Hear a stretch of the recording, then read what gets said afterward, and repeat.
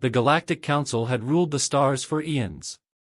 An ancient body, composed of the most powerful and advanced races in the galaxy, it was an empire without equals.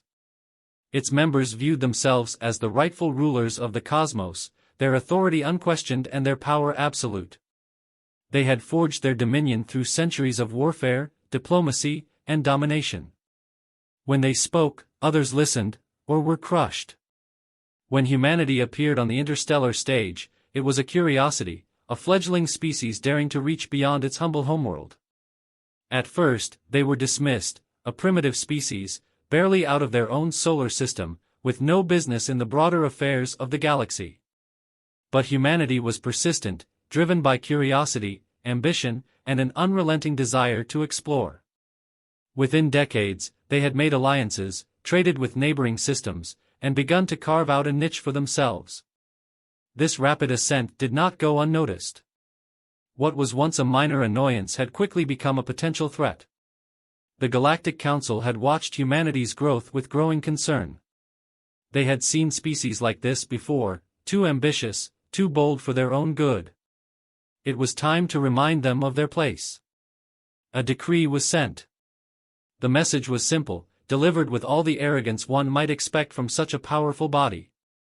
Humanity was to provide a tribute, an offering of wealth, resources, or servitude. It was not a request. It was a demand.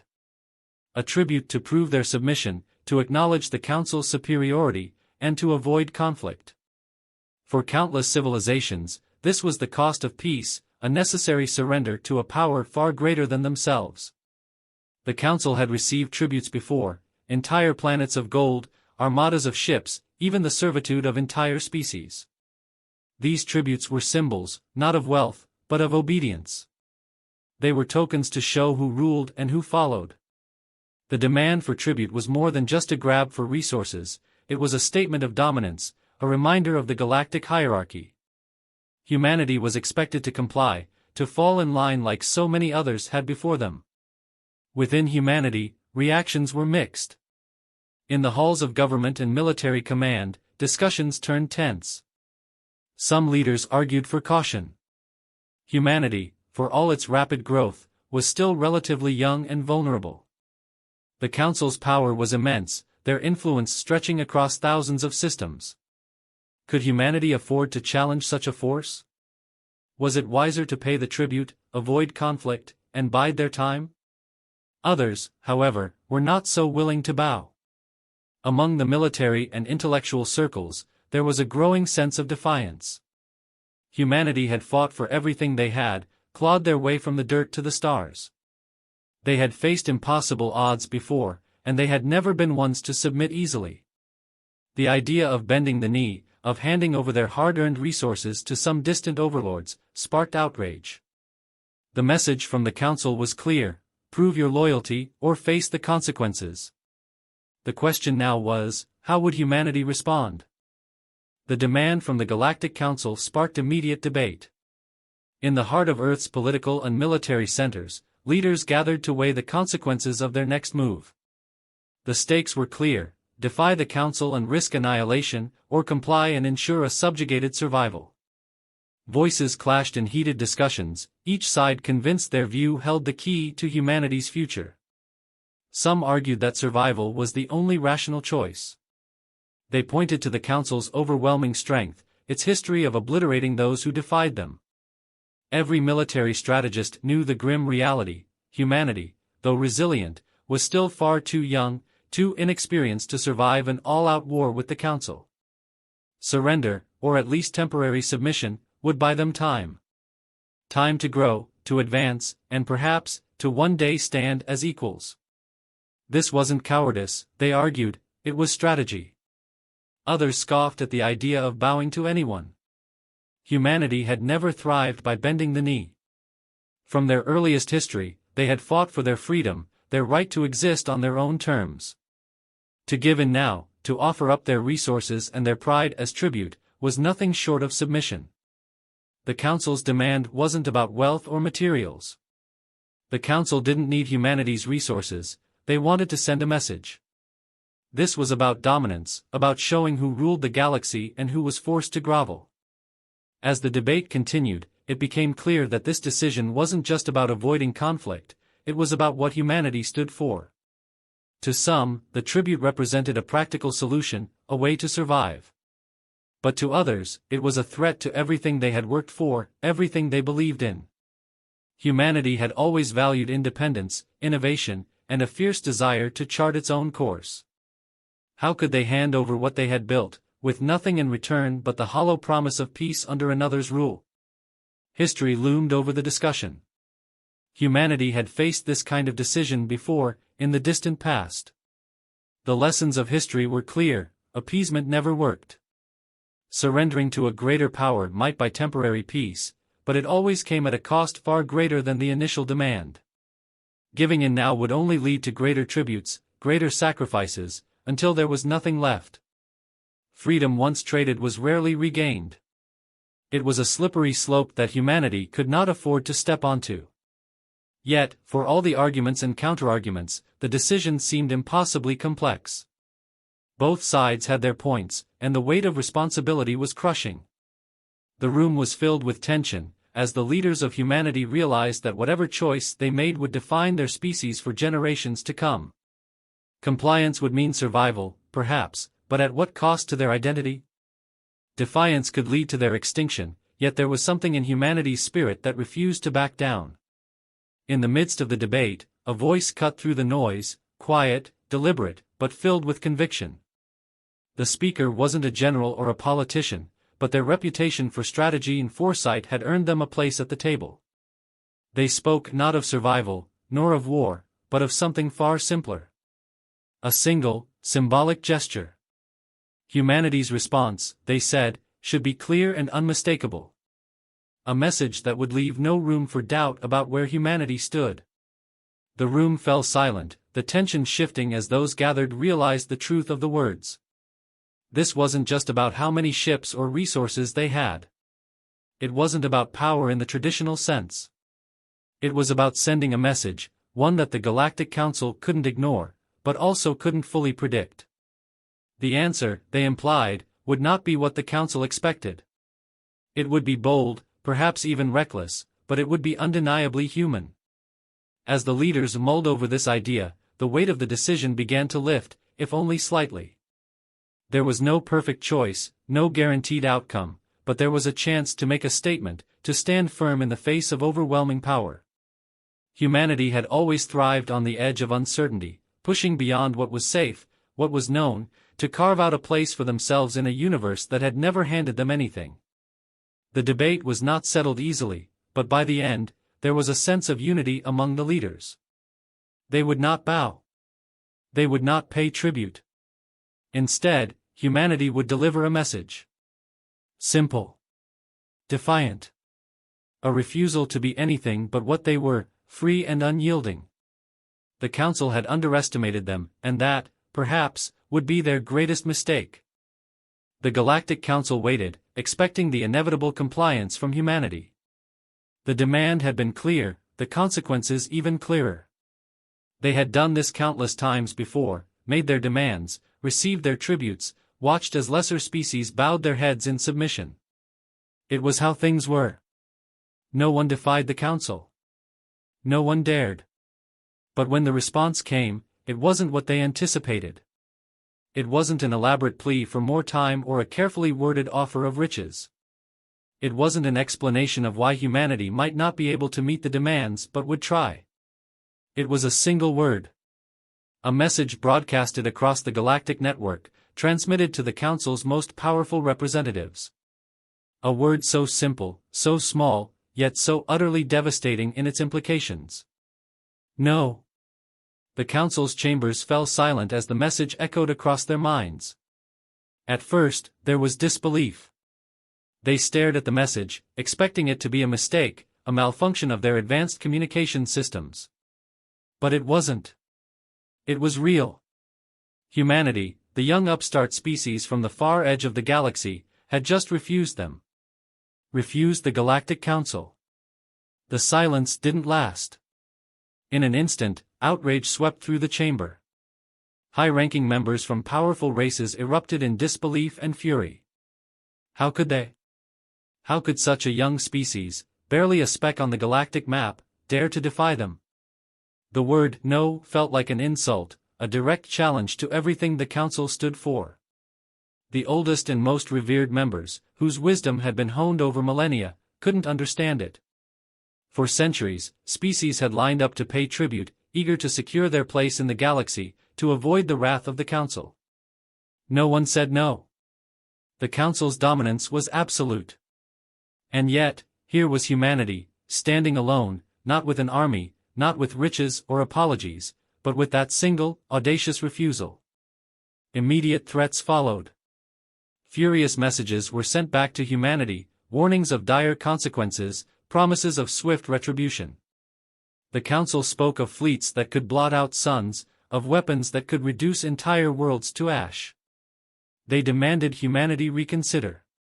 They warned that this was not a game. Compliance was mandatory. The consequences of defiance would be catastrophic. But humanity didn't flinch. There was no fear in their response, no wavering in their stance. No matter the threats, no matter the promises of annihilation, the answer remained the same. A refusal to submit, a refusal to bend the knee. The Council was used to seeing fear, species who trembled at the very thought of their power, leaders who would grovel and beg to avoid conflict. But humanity stood firm, united in their defiance. It wasn't that they didn't understand the risks. They knew what the Council was capable of. They knew the forces that could be unleashed upon them. But they also knew who they were. And that mattered more. In that single word, no, humanity communicated something far more profound than any grand speech or elaborate diplomatic negotiation could have. It was a declaration, not just of their refusal to pay tribute, but of their unshakable belief in their own worth. It was a statement that no matter how powerful the Council might be, no matter how vast their fleets or ancient their wisdom, they had no right to claim ownership over humanity. It was a moment that would go down in history. Humanity, a small and relatively new species on the galactic stage, had done what so many others had been too afraid to do. They had stood up to the Council, not with force or technology, but with their sheer will. In a galaxy where power was measured by the size of fleets and the wealth of worlds, humanity had shown that the greatest power of all was the refusal to be controlled. And in that moment, the Galactic Council realized something they hadn't anticipated. Humanity wasn't just another species to be bullied into submission. They were something different. Something dangerous.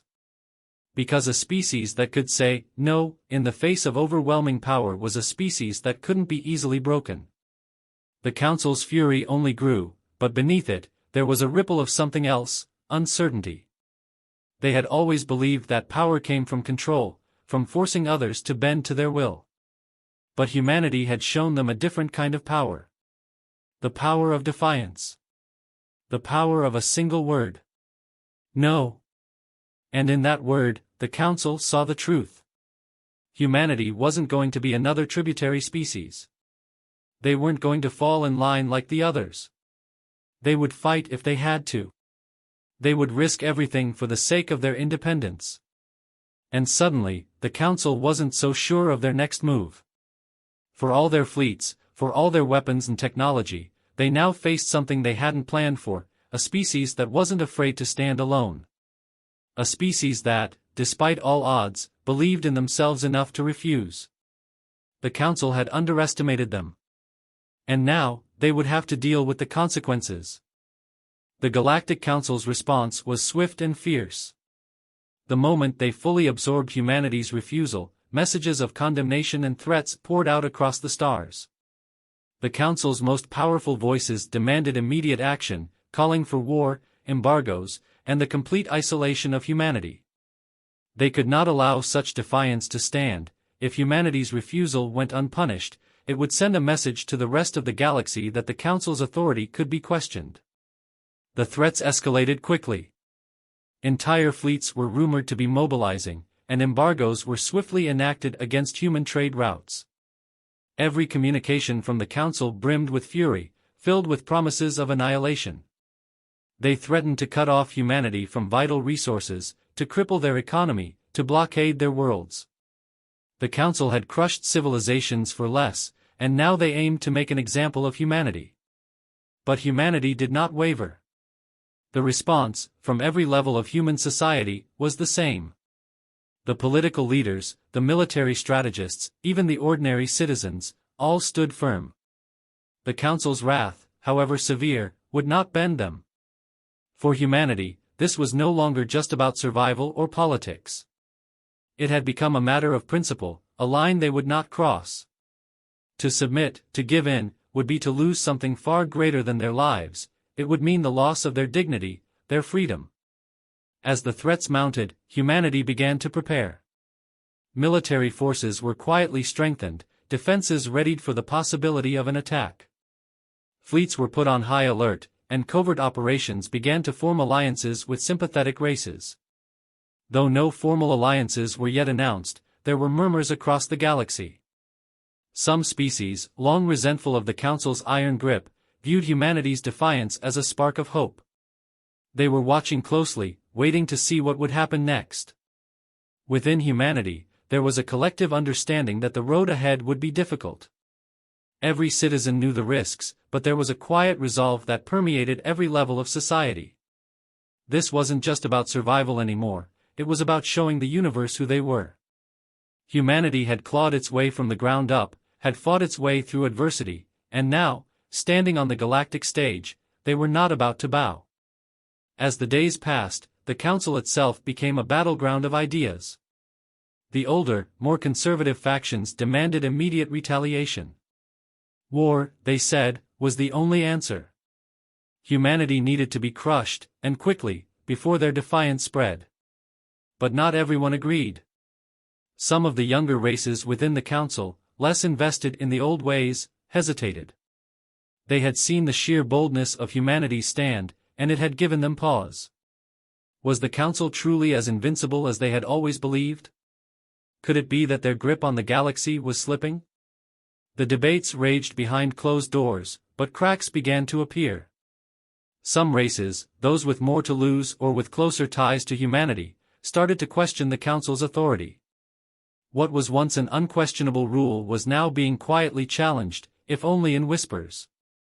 The Council had maintained control for so long that they had never considered the possibility of defiance on such a scale. Now, humanity had opened a door that could not easily be closed. For every demand the Council made, humanity remained unmoved. The message was clear: no matter the threat, they would not submit. Behind the scenes, humanity continued to prepare, not just for the possibility of war, but for something larger. They knew the Council would come for them, but they also knew that this defiance was about more than just their species. It was about showing the galaxy that no one, no matter how powerful, had the right to demand submission. In the grand halls of the Council, frustration grew. Some of the most powerful members, still enraged by humanity's audacity, pushed harder for immediate war. But others were beginning to waver. The longer humanity stood firm, the more complicated the situation became. War wasn't as simple as it had once seemed. Some members of the Council feared that an all-out attack on humanity might galvanize other species, those quietly dissatisfied with the Council's rule, into open rebellion. And so, while the threats continued, there was a hesitation. The Council had always been swift and brutal in its punishments, but now, for the first time, they were unsure. What humanity had done was not just defiance, it was a challenge to their very foundation. If humanity wasn't crushed, what did that mean for the Council's future? Back on Earth, and across human colonies, preparations continued. But there was no sense of panic. Humanity had chosen its path, and now, they would see it through.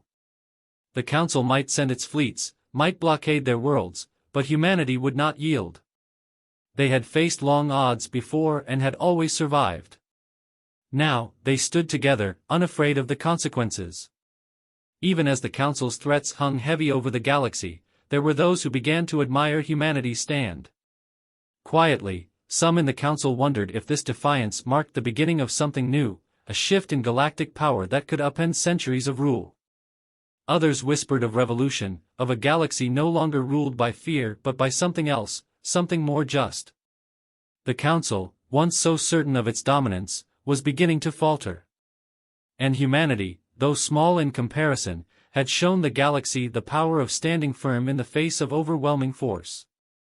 The consequences of that defiance would be far-reaching, and the galaxy would never be the same again. The Galactic Council, for all its power and prestige, found itself at a crossroads. Humanity's refusal had been simple, direct, and in its own way, devastating. The Council had expected fear, capitulation, and submission. Instead, they received a quiet, resolute defiance that left them uncertain how to respond. There was no grand retaliation, no fleets sent to annihilate Earth. The Council, so used to dominance through intimidation, hesitated. How do you break a species willing to face extinction rather than bend the knee? As days turned into weeks, the Council's rage cooled into something far more dangerous: doubt. Humanity had done more than just refuse a tribute, they had exposed a fracture in the Council's armor. For centuries, the Council's rule had gone unchallenged, their demands met with swift compliance. But now, across the galaxy, the shockwaves of humanity's stand rippled outward. Quiet conversations in the halls of power began to shift. Other species, long subjugated and cowed, began to ask questions. If humanity could say no, why couldn't they? It started with whispers. Small, insignificant races on the edges of the Council's reach began to voice their discontent. Perhaps they didn't need to pay the exorbitant tributes, perhaps they didn't need to live in constant fear of retribution. The idea that had once seemed unthinkable, defying the Galactic Council, now didn't seem so impossible. And with each passing day that the Council delayed its response to humanity, the whispers grew louder. In this silence, humanity's defiance took on a life of its own. Their legacy, once written in the stars as a species too small to matter, was now being forged in the fires of resistance. It wasn't because they had the largest fleets or the most advanced technology. It wasn't because they had struck first or because they threatened retaliation. Humanity had earned respect through the sheer force of their will, by refusing to let fear dictate their actions. The Council's indecision only deepened the crisis. For the first time, races within the Council itself began to break ranks. A few even admired humanity's stance, though none dared say so openly. Still, the cracks were there. Long-standing alliances grew fragile, and the Council found itself increasingly divided. Some members pushed for total war, but others, fearing the galactic unrest that might follow, hesitated. The Council had always prided itself on being the ultimate authority, but in the wake of humanity's defiance, their unity had never been more uncertain. As for humanity, they continued forward, unwavering. They knew the danger hadn't passed, but the fact that they still existed, still thrived, was a testament to the power of their refusal. Humanity had given the galaxy a simple but profound message, that they would not be controlled, that their freedom and dignity were not for sale. In that single, powerful no, they had redefined their place in the universe. Other species began to follow their lead. Some openly resisted the Council's demands, others in quieter ways, through defiance wrapped in diplomacy. The galaxy, once ruled through the iron grip of fear, now faced the possibility of change. And it had all started with humanity's choice to stand their ground. The legacy of that choice would endure for generations. It wasn't humanity's technology or their military that had reshaped the galaxy, but their spirit. They had shown that sometimes, the strongest weapon wasn't force but conviction. The Council could destroy worlds, but they couldn't destroy an idea. The idea that freedom mattered, that dignity was worth any price, and that no force in the galaxy had the right to demand submission. As the galaxy continued to shift in the wake of humanity's stand, the future of the Council remained unclear. Would they fracture from within, brought down by their own arrogance? Or would they adapt, learning from their mistakes? Only time would tell. But one thing was certain, the galaxy would never see humanity the same way again.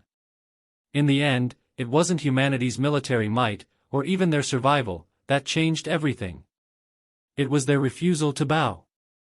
They had shown the galaxy a new kind of power, one that didn't rely on fleets or weapons but on the simplest, most powerful word in any language. No.